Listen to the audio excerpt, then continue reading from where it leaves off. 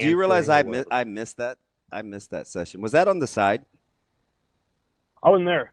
So, yeah, I was on the side, but so I watched it all. I mean, there's people that record it now. So yeah, he rattled all that off. So like, I watched the whole thing. I just wasn't there to ask the questions. Whoa. But yes, Hang on, Sam. Was that kind of like and I'm insecure and I'm a little paranoid. Was that a DB? It's 2025. Like you could probably go back and watch that.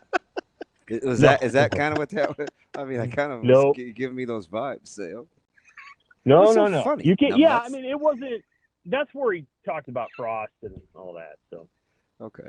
All right. we don't need to revisit those comments. The bottom line is they're playing football here in a month, and what happens going forward is a lot more pertinent than what happened. Hey, 3 Sam, years ago. I don't know if you know this, but in the meantime, man, if Nebraska needs to just win games, like, what? Yeah. Do you have any advice for me to move on from that and not be so pissed every time somebody tells me that as though I don't know? Like, you still have to do things in the meantime that give you Yeah. a chance to win games without actually playing games. Are we just at that fever pitch as a fan base? Just win, man. Just win. Kinda. No poop. Kinda is, yeah. I gotta be honest. Yeah. People are kind of there. There's a lot of anticipation for the season. I do think it has something to do with the opener being a game that Nebraska, in theory, could lose. I think Nebraska will win, but I think there's a lot of excitement about that opener. It's going to be on national TV. 5 million people will be watching. That's a big deal. And then, as I wrote today, that game against Michigan is only 2 months away, and it looms. And it will be an extremely important game for Nebraska. So in between the Cincinnati game and Michigan, they play, HCU, Houston Christian, and Akron. But, that Michigan game is awfully big. And everybody knows it. I think within and without the program, everybody kind of knows the importance of that contest. And so absolutely, people are excited. They're really excited. People are ready to see what Nebraska is going to do. And I think Rhule has put it on a tee. Like he gets people excited, but based on the way he talks about it. Sam, let me ask you this about the open period today. How much of you is, hey, this is the job and people are interested in this, obviously, and they're excited to get any little bit of morsel about this football team versus you think you can actually learn and pick things up from the open period? I don't know that we can pick a lot today. I think they have an open practice on Saturday, and you can always pick up one or two things from a practice, like watching a full thing, even if it's a little bit different kind of practice. So I'll save some of those, hey, that person stood out, or hey, this person did that for Saturday. But I'll give you an example. When we had the open practice, or we had 30 minutes of practice back in the spring, we got to watch, receivers and defensive backs go against each other, and you get to see the competitiveness and that setting of John Butler, who's the defensive coordinator, compared to, Dana Holgerson's a little more laid back. And I watched the defensive backs win almost all of those one-on-ones, and linebackers win almost all of those one-on-ones, with the exception of Mekhi Nelson, who won a lot of them. So like you do get a sense of how these players are. So yeah, I mean, there's things you can glean. It's not like the Mike Riley era when we got to sit there for 3 hours and watch everything. That was a lot, and it almost got a little tedious after a while. But you do learn something about the way that these guys work. And not today much though. I'll look at I'll look at some of the newcomers, see how they look physically, and then at Fan Day you can do that again, and then the open practice. I think they have a pretty good idea of what they want to do at nearly every position, but there's still some question marks out there. Mac Markway and Carter Nelson are coming back off of injury, and so I'm sure they're going to test very quickly what those guys are physically capable of. And if they're capable of doing everything, it changes the nature of that room very fast. Yeah, and you know what's interesting, though? And the reason I don't go, because I'm hungry or to give you pushback, but I will say this. And I just on a personal note with like Coach Addison Williams or Coach Butler or even Coach Snow, I know one, and I'll just use this position group for instance, por ejemplo. as they say as a coaching staff, if nothing else, this camp will be highly competitive on the back end. And that's with Sierra Wright coming back, starter. Deshaun Singleton coming back, starter. Malcolm Hartzog coming back, incumbent starter. Marquise Buford coming back, incumbent starter. When your position coaches and your coordinator is telling you it's going to be competitive, and 4 of those guys are incumbents, I'm going to guess it's going to be pretty competitive in terms of what they know and what they don't know. Right. I think that's accurate. Certainly the secondary is probably the best position group. Maybe the offensive line is right there with them, but that group has the luxury of being deep enough to where you can have that competition and maybe carry it out a little bit longer, or use specific older players or younger players in circumstances. You know, like, this guy's going to come in and he's going to help us here, or we don't necessarily have to play this guy X number of snaps. Generally speaking, corners play every snap of the game. I will say that. Like, there are changes, of course, but broadly speaking, your corners play the most snaps on defense, maybe one of your linebackers. So I will be curious to see who the number 2 corner is, and by that I mean the corner that's probably opposite Sierra Wright, and whether or not those guys just kind of stay on the field. Because sometimes when you bring those guys off and you put a new group in, it doesn't always work. Like, sometimes a guy gets in the rhythm of the game and understands the eccentricities of the receiver, and when you switch that out, the receiver all of a sudden gets an advantage on the guy you put in. So, well, I'll be curious to see how much they rotate their corners when the season begins, and whether they feel like they can rotate 4 guys, or if they're just going to stick with 2 on the edges. Sam, how good does it feel to be able to say that you're looking at best groups on the team and you're like, yeah, offensive line is definitely in that conversation, when, was it even, last year probably to a certain extent, but certainly 2 years ago, we looked at this offensive line as probably one of the biggest liabilities on the team? I think it's really good. I think their line is good. I think they've done a nice job of developing depth and retaining players. That was the key, is that there's going to be guys that probably aren't going to play as much as they'd like, and probably aren't going to play as much as they could have somewhere else, who stuck around. And that's to Donovan Rhule's credit. These guys want to play with him, play for him. So that's a lot of it, I think. And then they've been able to develop the young guys. Honestly, I think their offensive line could be good for a number of years. I don't think this is going to be a peak and then, well, next year it'll be a valley. I really don't. I think next year they're going to be just as good. They'll do it with slightly different players because they're young guys, but these will be guys that have been in the program for 2 and 3 and in some cases 4 years. And no, they've got it rolling. I think they have a really good setup for their offensive line. Their defensive line. He dropped you that chicken nugget too, where he said, offensive line is going to be one of those positions where we're going to always recruit at the high school level and develop, right? Like, he clearly has has a plan on what that position group is supposed to look like. Yeah, there's a vision there for sure. They've had to supplement it with transfers the last couple of years, but there is a vision at that position. And I think they'll be able to. The reason I keep telling people, and I'm not trying to poo-poo this season at all, if you pinned me down today, I'd say 8-4, 5th or 6th in the Big Ten, probably not elite, but clearly better. But the reason I tell people it's a 2-year conversation with Rhule about where this program can take the next leap is because I think next year's team could be really, really, really good. And that's because a lot of the guys that they're developing are probably about a half season away. I know one of those guys. There's a bunch of guys. There's cornerbacks, there's defensive backs, there's linemen, there's receivers. Like, I don't know how good Quinn Clark's going to be against Cincinnati, but by the end of the year, he could be pretty darn good, and so could Cortez Mills. And there's a bunch of guys that just are about a half season away.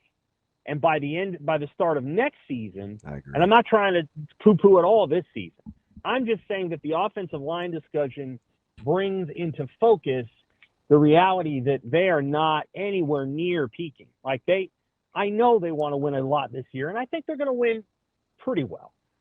But where they can go is really special next year. That's why this playoff discussion that people kind of want to go away, they should not want it to go away. Because I'm hard-pressed in this moment to say Nebraska's a CFP team this year. But if they expand that thing to 16, I'd put them in for next year. And then they'd be right on the cusp of 12. Like, I'm not kidding. I feel like I've looked at it pretty closely, and where this program is going is going to be a heck of a lot better than where it's been. And yeah, it's going to, I think over the next couple of years, you're going to see that ceiling go way up. Sam, of those guys because I think that the half year away is super interesting, right? Of those guys that you think are about a half year away, how many of those are at positions where you think Nebraska might need them a little before they're ready? Some of them are linemen, so I don't know if Grant Bricks and Gibson Pyle and Taumua, I don't know if they're going to play a ton. They'll probably play against Akron and Houston Christian, but you guys and I have talked about what I believe about the Big Ten in general and about Nebraska's schedule, and I just don't see a lot of games where maybe Northwestern, but probably not, where they're going to be rolling third stringers in at any time during the game. So I think some of the linemen are probably not going to play right away.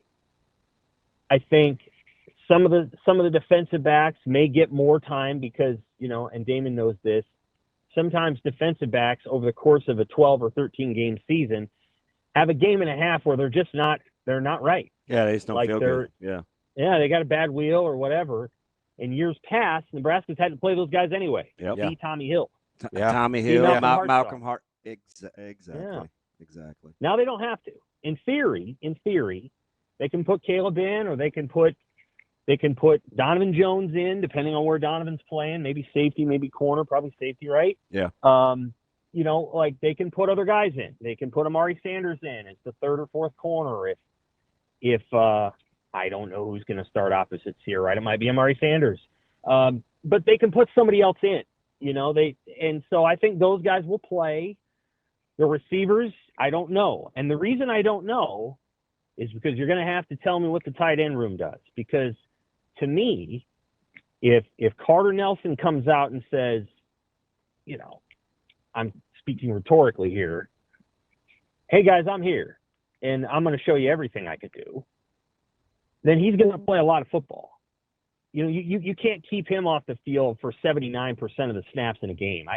But that's me talking. Like I maybe Holgerson feels differently about it. I don't know, man. I get it, Sam. Lindemeyer is going to get paid to play on Sundays. Markway is a 5-star recruit. Harburg is top 10 athletes on your team. Like, I get the prowess of Carter, and I love his intentionality in terms of his commitment to the room. But that is a highly competitive room, man. Like, he could probably get to the point where it's uncomfortable that he's not on the field, right? Because that's what you want as a player, right? You want the coaches to be thinking, man, how is this guy not on the field yet? I probably ought to figure out a way to get, you know what I mean? Like, I could see that, but if Sat gets him ready to go early, given the transition and the weight gain and the coming off of the injury, that would be really, really impressive, even for as talented as Carter is. Right. You're right. And so we'll see how he comes along. Like, if he comes in and he's everything that they would hope he would be as a true sophomore, then I think it changes your conversation around receiver. And the same goes for Mac Markway.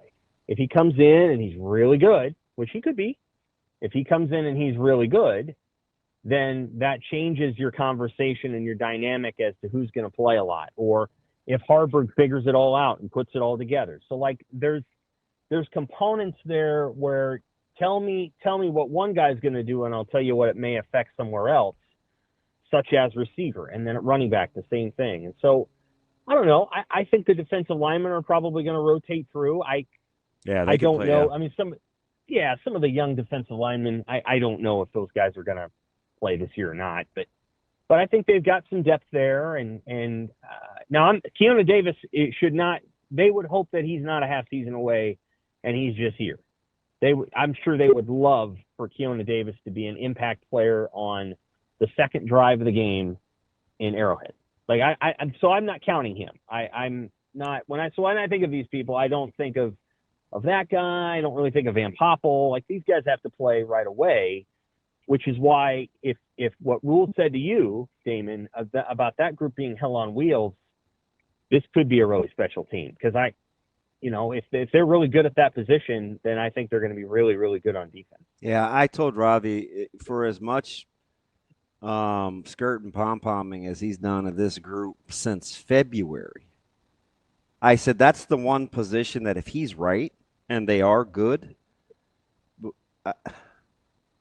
I think we can handle context, right? If the defensive line is remotely formidable, they're going to win a lot of games. Like yes. I don't know how else to say it without, feeling like I'm handing you, a pitcher with sugar-free and a stir, right? Like, I don't know what else to tell you about drinking the Rhule-Aid other than if that D-line is good, this football team is going to be pretty good. Because I know that offensive line did they did a number this spring. It was the most dominant position group out there. So I believe it. If that D-line is good, and they got a ton of talent on paper, they may have more capable. I've said this. They do. They have more capable bodies than a year ago. That doesn't mean they'll produce, but from a potential capability standpoint, they got more options. I mean, you can play Judy, you can play Linhart, you can play Gold, you can play Mason, you could play Riley Van Poppel, you could play Keona Davis. You may be able to play in Minari. Like you have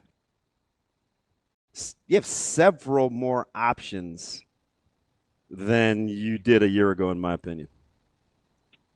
You have options. They're young, and, that's a position that you learn. Yeah, so maybe the floor is lower, but the ceiling is certainly higher. And I don't even know if the floor is lower due to talent. It's just it's just inexperience. Inexperience, and again, I don't know if Sharon Moore is going to coach the Michigan game or not, but the game that I used today, so I wrote about this in the Rewind about the defensive line, is Michigan will come in. Michigan does not want to ask its quarterback to throw it 40 times. And they may not even want ask their quarterback to throw it 20 times. We don't know. It's clearly a big question mark in their program right now whether Bryce Underwood is ready. But at any rate, they're not going to ask him to do very much. They're going to trot their 2 and 3 tight ends onto the field in 95-degree heat, and they're going to compress the field. They're going to put it right in the middle of the field, right between the hash marks, and they're going to try to punch holes through Nebraska's front seven. That's what they'll do, and Nebraska's going to have to be ready for it. I have no doubt. Who's built to do that, Sam? Who's built to do what? Who's built to line it up and tank it at Nebraska as their offense sits today? Michigan. Okay. Well, Michigan's going to try to do it. I don't know if they can, but I don't think Michigan's equipped to run a spread.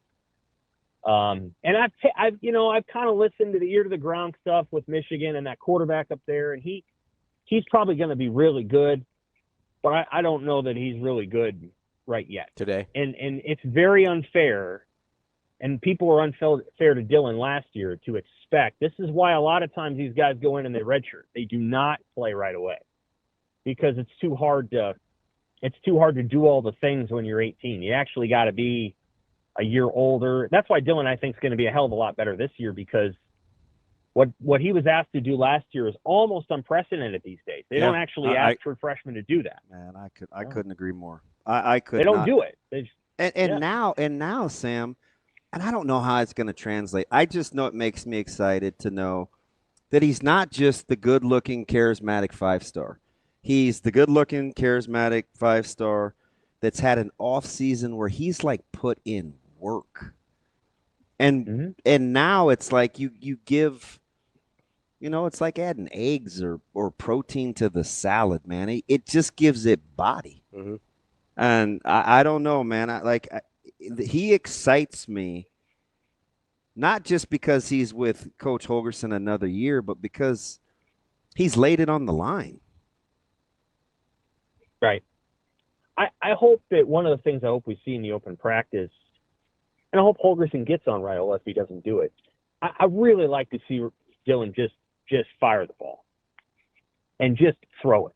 Really let it go, put it on time, make the guys catch the ball. You don't have to pretty it, like just throw it and really let go of the ball and put it out in front of guys and make them run it down and do all the things that your arm can do. I felt like at times last year it's almost like he was a little tentative to just let it go and throw the ball. Whether it was I don't want to throw an interception or I'm not sure this guy's going to get there. I don't know what it was exactly, but the hope is that he goes in. He's worked with these receivers now, and there's just that the receiving core is deep enough that there's a new standard as to how you're going to run your routes and get open and catch the football, and that Dylan's able to get on receivers occasionally if he has to when they don't do what they need to do, and that Holgerson and the quarterback's coach are able to say, Dylan, throw the football. Yeah. Let it go. Let it go. Drive it. Like Langsdorf always used to say that, and Langsdorf, he'd be like, drive the ball. Don't, just when you see that throw and it's open and there's not a linebacker in front of you, drive it. Throw it the way you can, and throw a fastball. And I'd like to see Dylan do that, because I think that's how you create big plays that aren't like 75-yard touchdowns because some guy broke a coverage. You throw a guy a really well-paced ball, he catches it in stride, breaks one tackle, and he's gone. Like, let Dane Key do what he can do, but throw the football to him. You don't have to throw it cute or feather it or whatever. Just throw it. People going back to that whole just win thing, right? And I get it. I got to chill the heck out with letting that get under my skin. But it's primarily not because I disagree with it. It's because I don't think we realize how much of the model behavior, the not complaining, the no want, just no BCD, right? No blaming, complaining, deflecting. They own it. They move on. They talk about, you heard Coach Rhule in Vegas say, let's talk about what we are. Let's talk about what we do have. He asked that early of his coaches, right? Don't tell me what a player can't do. And we don't really see the usefulness in that immediately, so we kind of have a tendency to eye roll. But let's say you're right, and we entertain the fact that they got a handful of players that are probably half a season away, right? The Caleb Bennings, the Quinn Clarks, maybe a Keelan Smith, maybe a Williams and Winari, maybe insert guy, right? Mosey, whatever. Or it's a guy like Donovan Jones who's used to play, who played, had some success. A lot is thought of you, but some other guys got better too, right? So wherever your situation is for being close to playing, the culture matters, right? You said earlier, guys don't want to leave. So you need an environment that breeds being other-centered, untrustworthy, and that we have your best interests, because it buys you time in development. It's not the actual lifting and eating and training development, but it buys you emotional development time when things may not be happening as fast as you want it to. That's where all those things matter. If your coach doesn't bitch and moan and complain about what, the hand that they're dealt or the travel schedule or the economics or whatever, then you don't feel right about it as a player either, and you're not going to do it. It's going to matter in the long run, in my opinion. Yeah. Does that make you know what I mean? Yeah, I do. Yes. So the reason that I talk about multiple years is in part because of what you're talking about. I want fans and readers to look at this as a ceiling conversation, not a I don't even know, floor conversation, but not even really floor, but more like, counter conversation. I think a lot of people, rightfully so, I've been a little burned by Nebraska football. And so what they're looking for really is just something that isn't embarrassing. Like, oh, if we could win 7-5 or 8-4 and go to a bowl game that's, on New Year's Day, and that'd be good. And, and I'm not trying to be rude. That's kind of rooting to be Iowa. And that's what Iowa is. And I'm not trying to knock Iowa. I don't think Iowa's going to be 10-2 this year, but they've knocked on the door of the play. I don't think we have to apologize for talking about Iowa's consistency. That gets old. No. Like, you know what? No, we don't. Right. You're right. You're right. The ceiling isn't very high. And I don't think we have to apologize for aspiring to be more than Iowa either. Right? You can say both things, and they can both be true. Yeah, I mean, Iowa's ceiling, as currently constructed with the current coaching staff, will never be as high as it could be because, and I want to say this to tip my hat to Ferentz, the way he chooses to run his program and the way they choose to recruit the portal and recruit freshmen, it's going to be very hard for them ever to win 11 or 12 games based on what they're doing. But what they do really well is maximize what they have on hand. Nebraska intends, I think, to be in the ceiling conversation, college football playoff every single year. And that's why what you do this year, while important, and they have a chance to make the CFP, can also be viewed as a precursor to, what happens next year. And vice versa. Like if they struggle this year, well, then next year becomes all the more important. So, but I think that's when I think about where the program is and the youth of the roster. And I think I know why they signed all those transfers, because they want to be good this year. And I think Rhule knows, well, we could have just let it ride with the young kids and rolled Grant Bricks out there and let him kind of battle and struggle. But we're gonna go sign some linemen, and we're gonna go sign some receivers. We're gonna go get a couple guys that probably delay Quinn Clark getting on the field, because there's a sense that you can't lose two of Dylan's 3 years in college, and maybe he'll be here 4, but you know what I mean? Like, they have to go out and try to win those games. But the conversation is longer than one season. And when I'm sure when they look at their program writ large, they're thinking about the biggest picture possible. Like, they look at a guy who's a redshirt freshman and they're not thinking, how is this guy going to help us beat Michigan? But how is this guy going to develop within the program so that 2 years from now, when we're at Ohio State, we win because this guy helped us do it. So, like, there's a big part of Rhule's job is to have that big vision. Like, that's part of his job. And so, like, he does a really good job with it too. He has a really good sense of where they're at and where they're going. And so when he says this is going to be a great job and, quote unquote, we need to win games, he's not just talking about this year, but multiple seasons. And I'm just telling people that it sets up really nicely. Even though we start camp now, I'm going to be going in there looking at guys that I don't think are probably going to play that much this year, because I look at this thing as a multi-year conversation, and this year is merely part of a longer story. That is our guy, Sam McKewon, Omaha World Herald. Great stuff as always, Sam. I'm vibing. Appreciate it, and enjoy a little bit of practice you get to see today. All right, take care. Thanks, Sam.